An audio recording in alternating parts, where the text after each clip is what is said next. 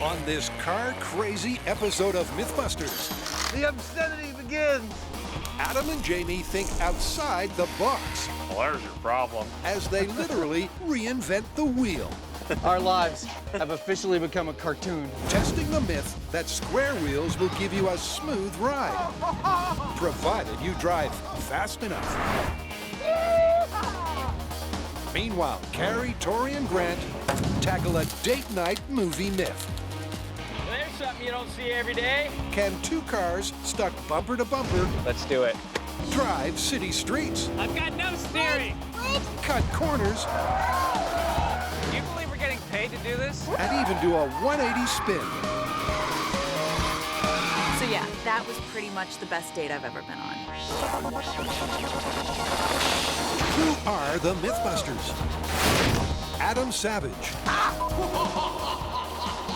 and Jamie Hyneman. Things are gonna start to get a little crazy in here. Between them, more than 30 years of special effects experience, together with Grant Imahara, Carrie Byron, and Tori Belleci. They don't just tell the myths, they put them to the test.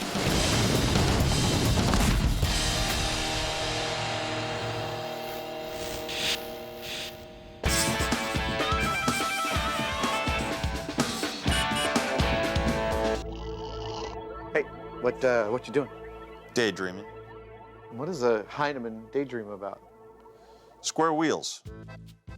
Like, what if you put square wheels on a truck? I would imagine it would give you the roughest possible ride. It would be the clunkiest imaginable ride. Well, it would in the start, but if you went fast enough, it'd eventually smooth out, wouldn't it? You're wondering how fast you have to drive with square wheels in order to get a smooth ride. Yeah. That's great. I think we should put it to the test. It may have come from the Heineman's mind, but it's also going gangbusters on the fan side. Because according to the myth, at a fast enough speed, the difference between square and round wheels would disappear. But can this really be true? Or is this a myth that's headed back to square one? So what's your plan for these square wheels? Well, pretty much everything that we need for this is going to be really abused. So the wheels we're going to have to design to be able to take all of the stress. The truck's going to have to be really heavy duty. It's going to have to be four-wheel drive and have a big torquey engine in it. Super beefy wheels, super beefy truck. I think we should also add in there some nice objective way of measuring the smoothness of the ride we get. Like we compare it to a round wheel drive and see how close we can get. Instrumentation. Precisely. Okay. What I'm trying to figure out here is that if we took a wheel like this and changed it into something shaped more like this, a square, how fast would we have to go to stay on the corners like so and actually end up with a smooth ride? Whether that's possible or not, at what speed that occurs, that's what we're trying to find out. And first up comes the brainstorm. How to design a square wheel in the first place. How's this square wheel gonna look? It's going to be square. Right. Reinventing the wheel is no easy feat. Obviously, we're gonna go with steel for this. What about something like, you know, a straight box? Well, I think that's a decent place to start. Every single wheel rotation And then we spider out with some gussets.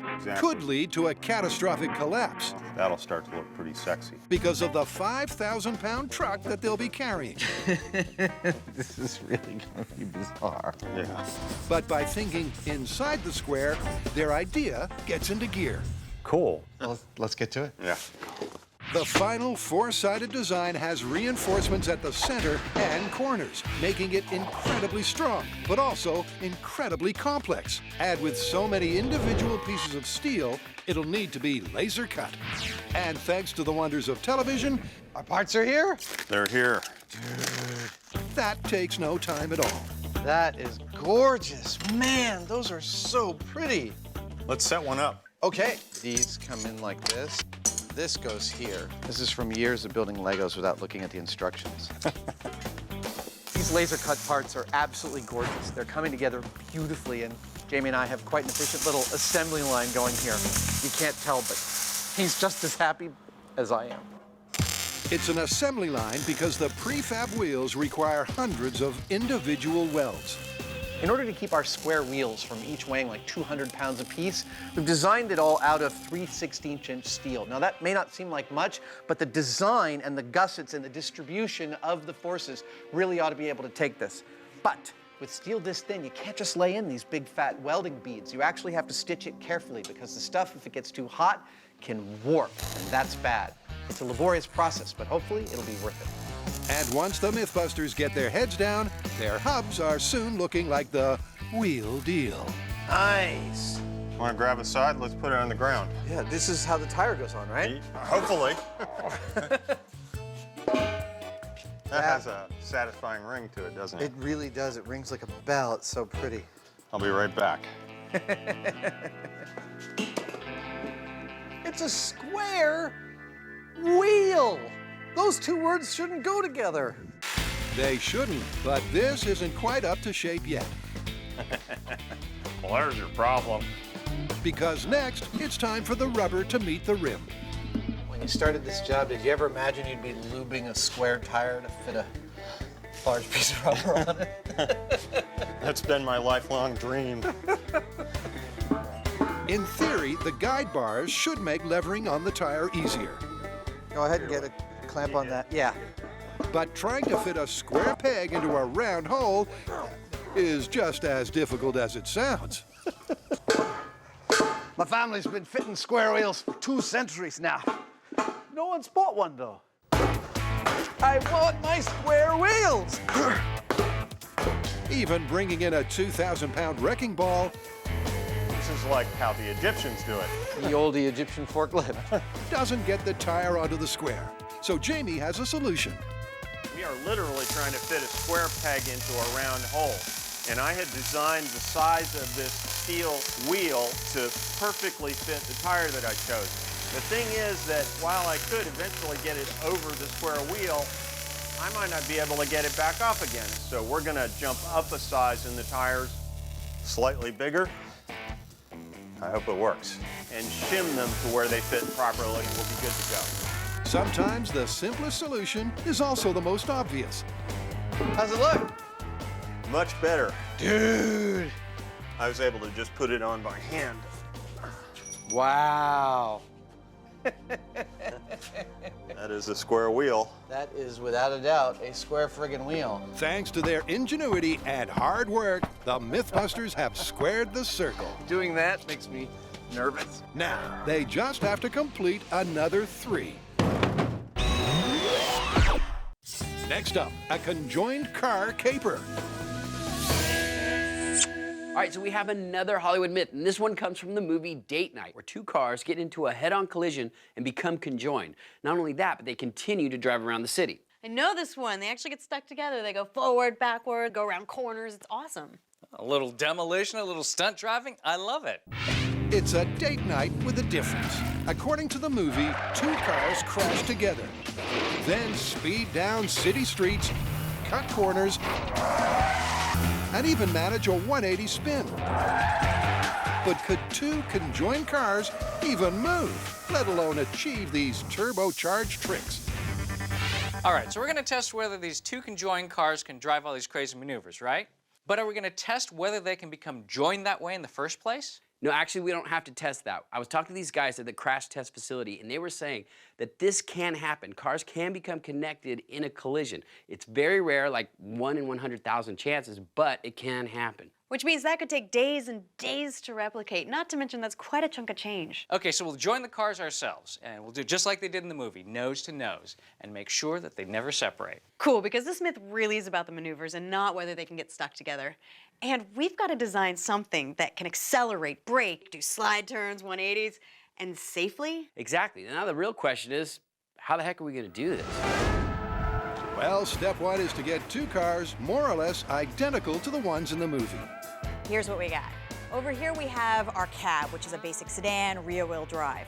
And for our sports sedan, since we can't afford a $158,000 car just to wreck, we got one with equivalent technology, it's got equivalent horsepower, and it's all-wheel drive. And with that, step 2 is to turn them into a double act. Whoa, hey, that? It's got missiles. This is the coolest car ever. What the heck are these? But connecting two cars bumper to bumper was never going to be easy. All right, well, problem number one, this car has an all-aluminum frame, so there's no welding to it. Well, that sucks. No welding means that the Mythbusters will have to come up with a plan B. Now, initially, we were going to try and connect to the bumper, but that's not the strongest part of the car. The strongest part of the car is actually the frame. That's where the driver's cage is. That's the most rigid part of the car. So we're going to use that to connect frame to frame instead of bumper to bumper. Let's put these cars together.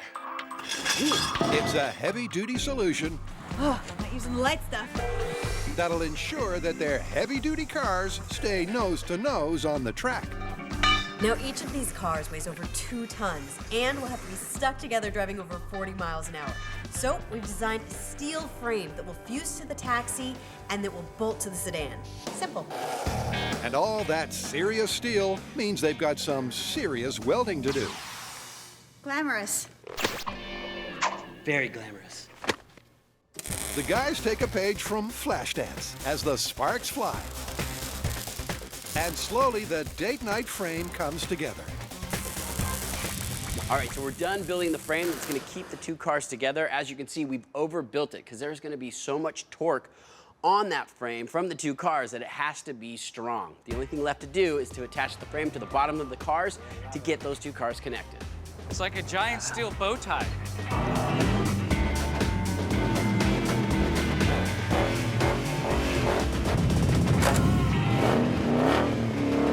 Cut the muffler off of any car, it sounds cooler. The cars have got serious muscle, but with the aluminum side bolted in and the other side welded on, the frame should keep that in check.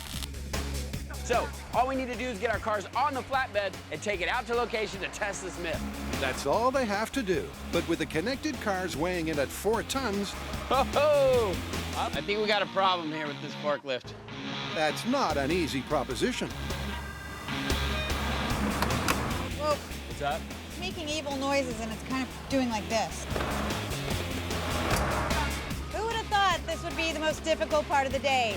Just packing up the cars. We haven't even started the experiment. Well, there's something you don't see every day. Eventually, the double wide is loaded up and ready for its turbocharged excursion. See you there.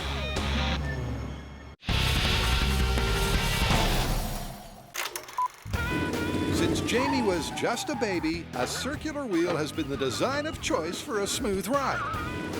But could a square wheel at speed be just as comfortable? Well, after squaring up a feat of engineering excellence, the Mythbusters are ready to roll on testing. Let's get out of here.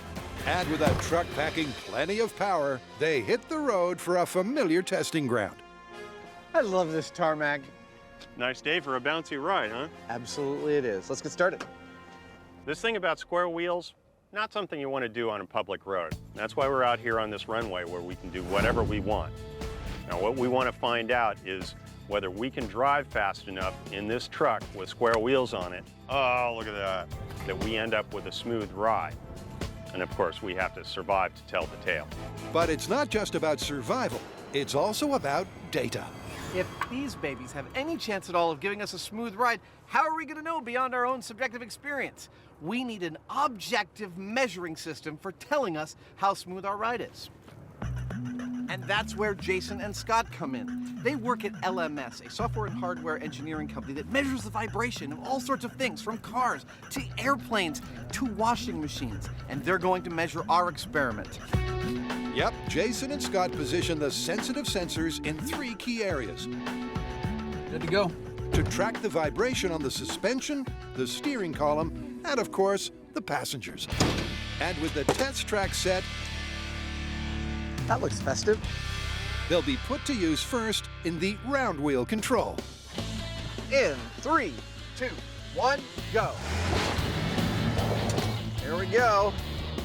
Feels like a pretty nice ride so far. As it should be. Yeah. 55 5, and 60. 60 miles an hour. Feels feels pretty smooth. I think we got a good metric. Yeah. Bring it to a halt and head back to home base. Throw some square wheels on this puppy. Unsurprisingly, the traditional wheels provide a comfortable ride, something that's backed up by the sensors. We get anything good? Absolutely. So we see went up to about 60 miles an hour. Steering column and the seat pad are nice low levels of vibration as we'd expect. That looks like a really good baseline. Yep, we expect this to go way up with the square wheels, I'd say. So do we. Yeah. All right, let's get it. With the baseline set, it's time for the weirdest wheel change in automobile history. This is so wrong. And yet it feels so right.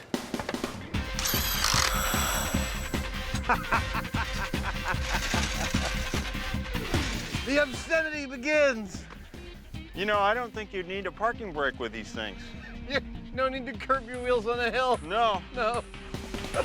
All four wheels are mounted and flat to the ground. But will they even turn, let alone get up to a speed that could be smooth? Personally, I don't think we're going to get a smooth ride out of these square wheels. But more than that, with all of them flat, I seriously imagine that the first quarter turn, the first time the truck boonk and lands on that second part of the square, the truck may look at that as an accident and just shut down. We might not even get more than 1/4 turn on this test.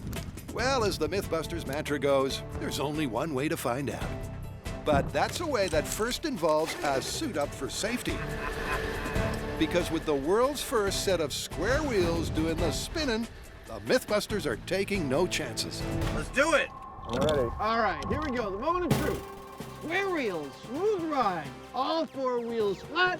In 3, 2, 1, go. They're off to a bumpy start. Hey,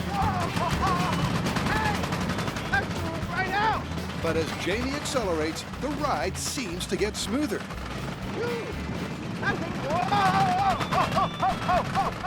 At least until it suddenly stops altogether. Something's dreadfully wrong. Yeah, we're sitting sideways. We're sitting sideways and we're not level. I know. Whoa! Oh, crap, Jamie. It's bad. Well, there's your problem. What happened? We sheared everything out of that wheel hub. All the bolts. All of them. Well, at least it didn't ruin the wheels. Yeah, exactly. The term of art for that is one hell of a ride. Go!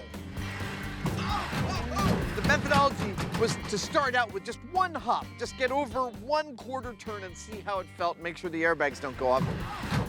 So Jamie did that, and then the moment that seemed okay, he floored it. Whoa! Hey! That flew right out! And for about 5 seconds there, it felt like we were actually getting something approaching a smooth ride. And then everything fell apart.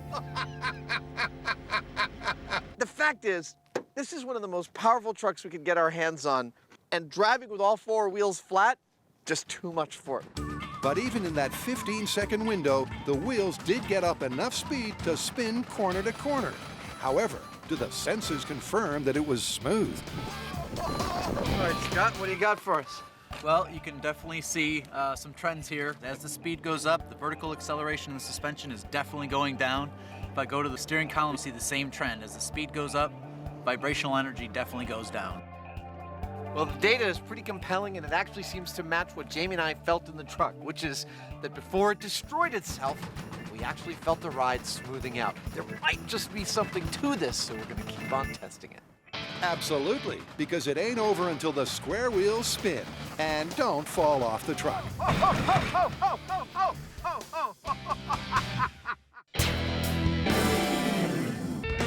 The Mythbusters have got double the trouble with a date night double driving myth. And after some ingenious automotive surgery, Look, Ma, no hands. the Conjoined Cars are at Alameda ready for the maneuvering mayhem. So we're testing a myth in the movie Date Night, where two cars get in a head-on collision and they become linked together. During this whole 3-minute sequence, they drive around and around, back and forth. We're gonna start with the straight line test because potentially that is the safest and the easiest on the cars. That's right, they're breaking the scene into its elements. The straight line test, the 90-degree turn, and the 180 spin. And first up, they're going straight. With the cab in neutral, can the sports sedan really shove it backwards at 40 miles an hour from a standing start? Woo! Well, once the cab gets its obligatory Mythbusters makeover, Now that's a taxi. it's time to find out. All right, so I'm gonna be playing the taxi driver. You guys are gonna be on a date. All right, well, we're going 40 miles an hour as a myth state at a really fast street speed, and we're gonna start by going forward and backwards. Can I drive first? All right. Let's go. It's our sports sedan. It's fast and it's got a lot of torque. But you know what? It's designed for a specific load. And by connecting our taxi cab to this car, Hey, what are you doing? Get out of my way! essentially we're doubling that load, making it even harder. And that means that all the torque that this car has, it's gonna need all of that to push this car out of the way. Yep, the sports sedan may have the power, but can it shove the weight of the 4,000-pound taxi too? And can this double act max out at 40 miles an hour? Ready? Ready? Let's do it. All right, putting it into neutral. Parking brake off. In 3, 2, 1, go! Amazing. Just like the movie, the sports car takes the taxi for a ride. But there's a slight problem. I've got no steering. 40 miles an hour! I've got no steering. Brakes, brakes, no steering, brakes, brakes, brakes. I only got brakes. We went off course pretty fast. Off course is an understatement. The tandem cars only narrowly missed the fence. So we got up to speed, and I guess you could call that a straight line. But man, that was scary. The problem is that the turning axles that control the steering on our tandem car are actually in the middle. And what used to be the rear wheels are at the front, which means you have very little control over where you're going. And of course, with the sports sedan pushing double the load, the brakes have to work twice as hard, and you need twice the space to come to a stop. Who knows what's gonna happen when we try to do this in reverse? Yep, that's right. Reverse is next. Let's do it. Because stunt 2 of the movie has the sedan dragging the coasting cab at 40 miles an hour. All right, 40 miles an hour in reverse. In 3, 2, 1, go! 20 miles an hour. Look at that, we're already off course. Once again, steering the 4-ton monstrosity is almost impossible. 40 miles an hour! Well, that's 40. But the twin cars pull off the reverse. Right now, it's looking very good for the myth. With connected cars, you can drive forwards and backwards at high speeds. You don't have much control, but it is possible. But I think the real question on everybody's mind is, how's the date going?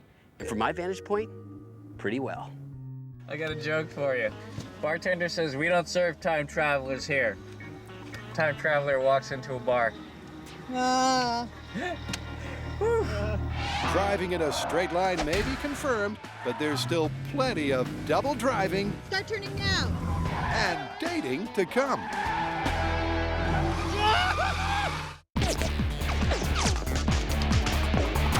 So can we call it? Was that our smooth ride? Well, it started to smooth out, but then the truck broke and the wheel came off. Yeah, that was almost bone-shattering. But it occurs to me, what if instead of all wheels being flat, we offset 2 of them to a 45-degree angle? Increasing the periodicity of the points hitting the ground might make the ride smoother and easier on the truck. Yeah, that makes sense, but I start to worry that making things less symmetrical like that might set up some sort of an oscillation in a certain orientation that would end up flipping the truck, and that'd suck. You're totally right. That then says to me that we want to do some small-scale testing. Try different wheel orientations and see which one we feel is both the safest for us, but also might be easiest on the truck. I agree. After a bone-shaking ride with all 4 wheels in the same orientation, it's time to experiment with some different configurations. Now this is the orientation we had our wheels in for our most recent ride, and a bumpy ride. it was. But this is not the only orientation we need to have our 4 wheels. We could mount 2 of our wheels at a 45-degree offset to the other 2, thus doubling the frequency with which one of the points of the squares hits the ground for every rotation. Or we could offset each wheel by 22.5 degrees for every rotation, thus quadrupling the frequency with which one of the points hits the ground. Which one of these is going to give us the smoothest ride? I haven't the slightest idea. That's why we're about to test this in small scale. And for that, they'll need a set of wheels. So Adam brings this out of the woodwork. I think that's a good start. Then it's time to tune up the treadmill to give it a run. All right, let's try this. First off, a little recap of why 4 in-sync wheels are so uncomfortable. Ow. But will offsetting the wheels by 45 degrees decrease the jolt factor? Much better. Wow. I didn't expect that to be so nice. Let's ramp it up. All right. 2 wheels offset diagonally at 45 degrees is a clear improvement. Yeah! But will the 22.5-degree combination be even better?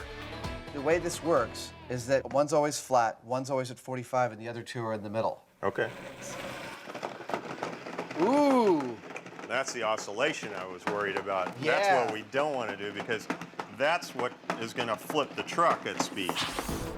A closer look at the 22.5 proves that the chassis is bouncing up and down and side to side, making the 45-degree offset the most stable configuration.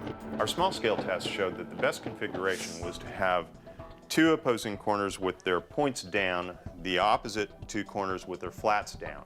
That balances things out the best, and so that's what we're going to do full scale.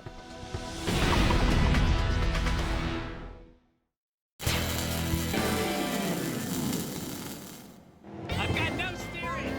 So far in this date night driving drama, the Conjoined Car precision driving is 2 for 2. But next, the Mythbusters are going round the bend. All right, you ready to do this on the street? We're all gonna crash. So far, our 2-car monstrosity works great, but that's only in a straight line. Now it's time to take it to a curve. And that's why we're here on an unmarked intersection to see how well our cars do in a real city street on a turn. Carrie and I will be in the sports sedan, Tori will be in the taxi. Based on what I've seen so far, I'm not entirely sure how well this is going to work. But hey, if we hit the curb, at least the taxi's leading. Get off my cab! In the movie, with the sedan providing the power, the tandem cars take turns at speed. But will getting double the trouble round a 90-degree bend be that straightforward? Taking it to the streets in 3, 2, 1, go! Grant gets the Conjoined Car up to 40 miles per hour, and then with the corner approaching, yanks the wheel. So our turning radius is nothing. But with the turning axles stuck in the middle of the cars, it's not looking good for the Myth. This doesn't seem to be working. After repeated attempts, the Mythbusters and the cars are still behind the curve. Well, you know, we're fighting so many things here, I mean, including traction. Well, in the movie, it was wet outside, and we do have a fire truck on site. So how about we slip slide around the corner?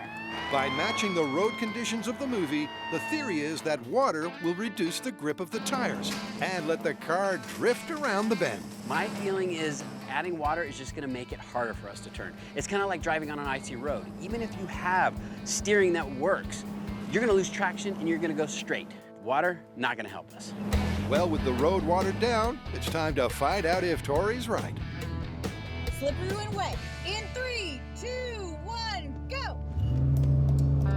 Once again, the car gets up to 40 miles per hour, but doesn't achieve the wet and wild slide. And it's clear that water alone doesn't make a difference. Dry road or wet road, we're still not making the turn. But in the movie, although the sports sedan was brand new, the taxi, not so much. So we're gonna replicate what you might see on a taxi that's done thousands of miles of city driving. Bald rear tires. It's definitely a likely scenario. Ready to burn some rubber? Do it! and our taxi driver is ready to strip those tires.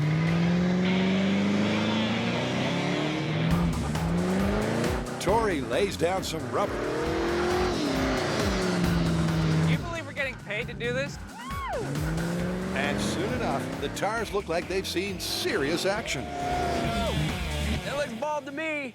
I think that's great. Let's go for it. You got a piece of tire in your hair. So this is our last-ditch attempt to get this turning to work. And we've balded the tires. We're going to have a wet road, thus reducing the traction of this set of tires. My prediction, probably still not going to work. I mean, we might get a better turn out of it, but look, there's no way we're making a 90-degree turn. Well, let's find out. All right, here we come, taking the corner. In 3, 2, 1, go! Once again, Grant takes it to 40, Start turning now. and then nothing. Not much of a difference. Just like the movie, the sports sedan does all the steering, but they're still nowhere close to cornering, meaning there's only one movie variable left to try. Now we're gonna switch it up. This time we're gonna have the taxi pushing the sports car. And we're thinking because the taxi is a two-wheel drive and it has ball tires, that we'll be sliding more and hopefully pivot around the sports car to make the turn. It's the last chance for the Myth. If the taxi can't slip the corner, then this date night bend is busted. Tori guns the cab, pulls the wheel, but the cars don't turn left. Instead, 50 yards downstream, they suddenly veer right. Okay, stop! By pure fluke, Tori finally got the cars around a corner, even if it was the wrong one. We made the turn. All right, maybe not the turn I wanted to make, but it still made the turn. So why did we turn the wrong way? Well, here's my theory. See, the taxi is a regular rear-wheel drive car. When Tori yanked the wheel, the front wheels lost traction, and that made the car unstable. Because of the wet road and the bald tires, that instability eventually resulted in the rear wheels sliding out. They happened to slide out to the left, and that meant the car turned to the right. Now, the sedan, on the other hand, has all-wheel drive and computerized traction control, so it never succumbed to the instability and thus never made the turn. Whatever the reason for the wrong turn, one fact is clear. The corner turn is on the road to nowhere. Okay, stop! Driving in a straight line forward, confirmed. Driving in a straight line backwards, confirmed. Cornering, busted. We may have made the corner, but it was the wrong one, which is pretty much gonna get you killed. So the real question is, can we do the most spectacular maneuver, the 180 spin? I, for one, cannot wait for this one.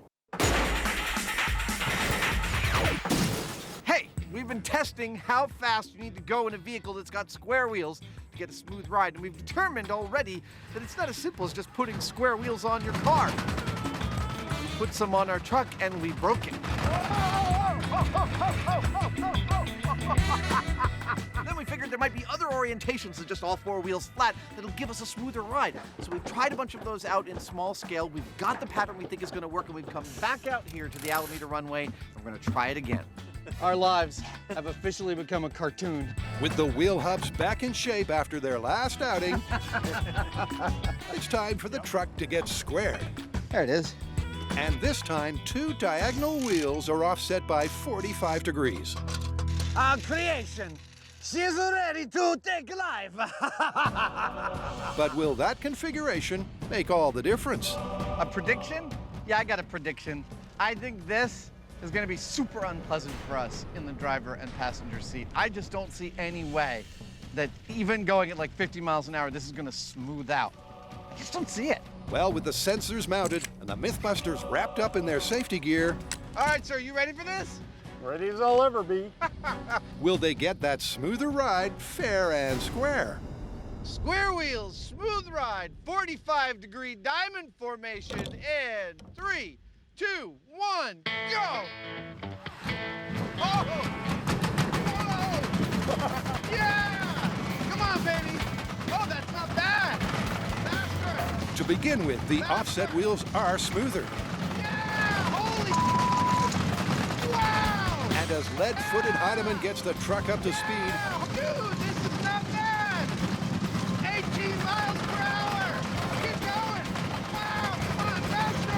continues to improve.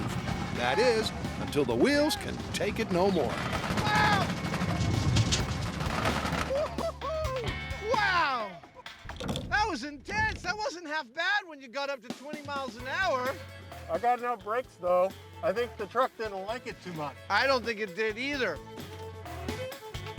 Did we lose all 4 tires? I think so, although one of them just sort of stayed on the truck and just not on the wheel. Not bad! As we had hoped, the faster we went, the less of the really heavy hammering we felt. Yeah! Holy! But that was substituted for something else that seemed like it might even be worse. It was just a really sharp, hard vibration that I couldn't help but think was doing something horrible to the bottom of the truck. Once we were up to speed, once we were up to the fastest speed we could get, which turns out to be about 18 miles an hour, I have to admit that I am impressed with how smooth that ride was. It was smoother than I thought it was going to be. Let's put it that way. Adam thinks the ride evened out, but was it enough to ever be called smooth? So how does the data look? Well, here's your speed in red, and you can see where you kind of slowed down and there's a lot of vibration. As you sped up, the vibration of the steering column really starts to trend off. Well, that's pretty much just what we felt in the cab. Yeah. Awesome. The ride was progressively smoother, but it was also progressively destructive, with the tires and brake pads coming off completely. Well, that was one of the worst things that ever happened to that car. It was fun though. Absolutely. It does make me think though.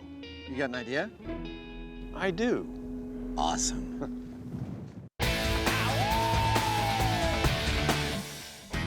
At the other end of the runway, You ready for the fun maneuvers? Oh, yeah. the tandem car trio are taking the date night myth for its final spin. So we have one more test to perform, and this is the finale of this sequence. Now, in a desperate attempt to finally get the 2 cars free, one driver turns a wheel in one direction, the other driver turns a wheel in the other direction, and instead of breaking apart, they spin around in a circle. But before we attempt that with this 2-car freak show, what we need is a little practice. A little practice with practiced defensive driver, Alameda County Sheriff Marvin Ruff. Hi. Hey, You ready to teach me to drive dangerously safely? I am ready. The guys will get to grips with the 180 spin technique on a normal car first. Hand on the gear shift, spin the wheel.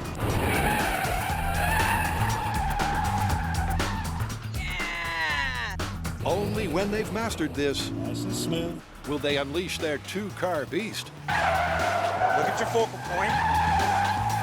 Snap and roll, baby. And just like that, school's out. So bring on this myth's grand finale.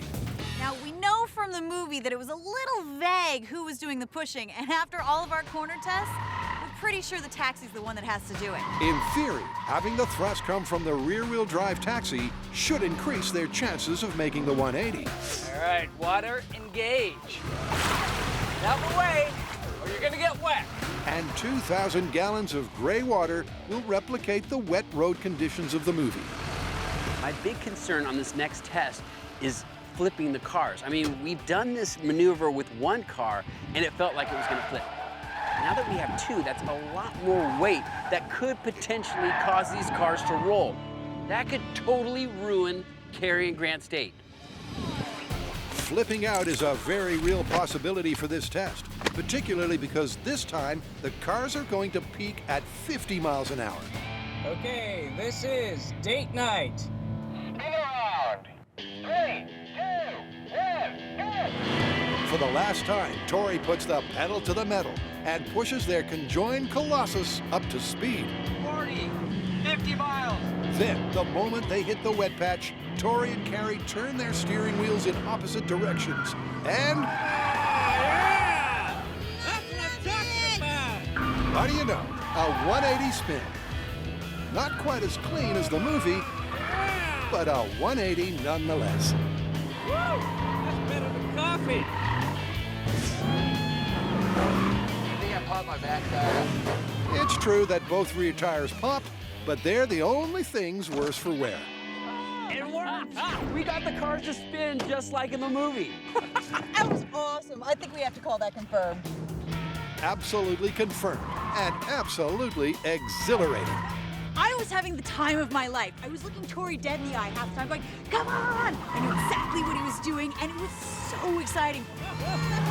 Pretty good! So yeah, that was pretty much the best date I've ever been on. Now, we've done a little research, and as it turns out, in order to achieve this effect in the movie, the special effects artist built one giant single chassis for both cars. All wheels had steering, and they had caster wheels underneath to stabilize. The actors weren't driving, the driver was actually in the trunk. And we achieved the very same effect with nothing but good old bald tires. Well, that was good fun. Well, it ain't a date with a Mythbuster till the wheels come off. So it was a good date. It was a good date.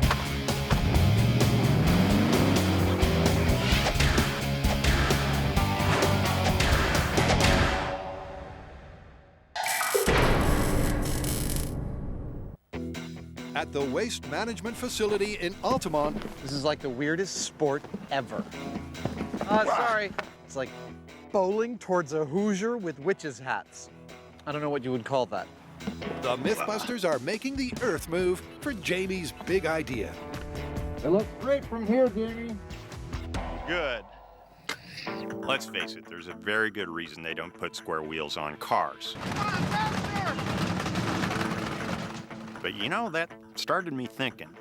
Maybe there are circumstances where square wheels would be the best thing. Like, what if you had a really steep hill covered with loose dirt that you wanted to climb? And that is where this comes in. A smooth slope leading to an almost vertical wall and filled with loose dirt. This is the ultimate testing ground to compare the efficacy of square wheels versus round wheels.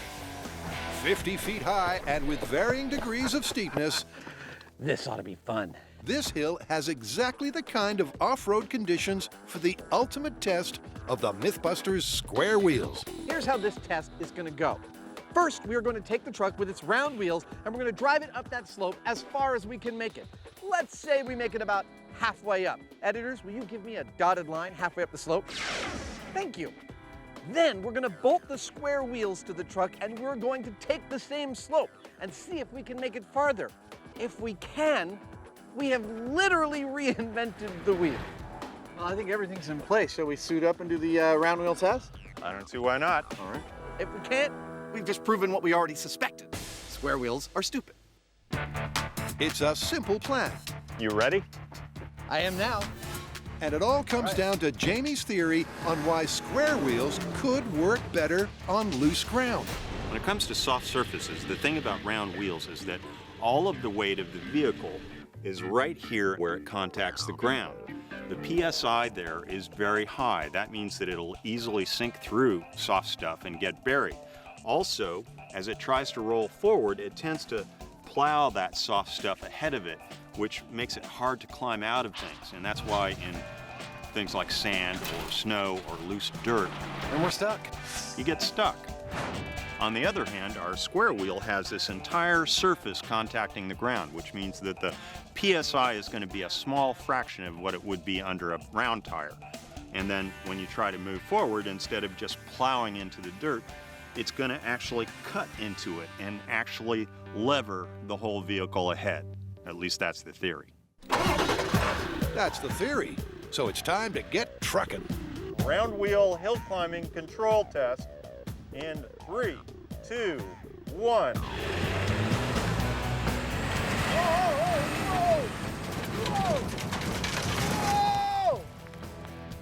Think that's as high as you can go? I think so. That's pretty darn high. Yep. Halfway up the hill, and the round wheels can't get a grip on the loose earth. So the benchmark to beat has been set. What do we do now? I don't know. Back down slowly? If I can. Ooh. Which means the Mythbusters must return to the start line That is intense. and swap out the wheels. It's like one of those, what are we doing moments. I think we have more of those moments than we do the normal ones. Time for predictions. I myself believe that the square wheels are actually going to make it farther than the round wheels. I'm guessing by like 10 or 15 feet. But more importantly is Jamie's prediction. Now you notice if you watch previous episodes of Mythbusters that he doesn't like making a solid prediction. He likes saying a version of who can say. That's why we're doing this experiment. But in this case, he actually also thinks the square wheels have a really good chance of climbing this hill. Watch this. Our round wheels got us about halfway up the loose dirt on the steep part. Now, we're never going to get all the way up because, well, it's vertical up there and we just can't do that. But the square wheels, I think they're going to get us most of the way there. Huh, so Jamie made a prediction and it's the same as mine. I hope we're right. Well, it's now or never. With the halfway mark to beat, can the square wheels make a molehill out of a mountain? You scared? Nah, just a little hill. And we've got square wheels. Exactly. This is Square Wheels, the final hill climb. And 3, 2, 1, go! Oh yeah, come on. Yes! Yes! Yes! Come on! Bring that ball! Bring it! Yes! No! Just like the round wheels, the spinning square wheels can't get purchase on the loose ground. All right, we're going up real slow now. Hill climbing and square wheels. Go! So for take 2, the Hyneman goes for a slow and steady approach. This is promising. Woo! Yeehaw! Moving forward. Driving forward. You know what? What? I don't think they're working. I don't think they're working either. We tied at best. We touched the tape. But I don't know if we can beat it. I don't think we can. I think you just gotta face it. Square wheels are just plain stupid. It seems the Mythbusters had to reinvent the wheel to discover that square wheels are just too, well, square. Woo. Well, that was frickin' spectacular. We start climbing the hill. I'm feeling really good. I can only imagine the volume booster tail of dust we're kicking up. We get up to the tape. We're touching the tape. I'm thinking we're gonna break the tape. More. And then we just stayed stationary. We made it exactly as far up this hill as we did in our round wheels. I can't think of any better test to demonstrate that there isn't really a specific advantage to the square tires. Well, there you have it. At best, our square wheels did the same job the round wheels did on this course. I gotta say, I'm disappointed in it though, because I really think there's something to these wheels. There may be other environments out there where they would actually prove superior to round wheels, but as of this point, they're not.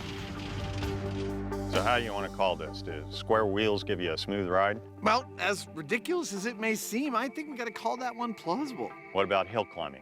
That one, not so much. The square wheels didn't provide any kind of significant advantage over the round wheels. Yeah, well, what are you gonna do? You wanna drive back to the shop? Now let's walk. It's more comfortable. Okay. I think this is the last we'll see of the square wheels. Not by a long shot.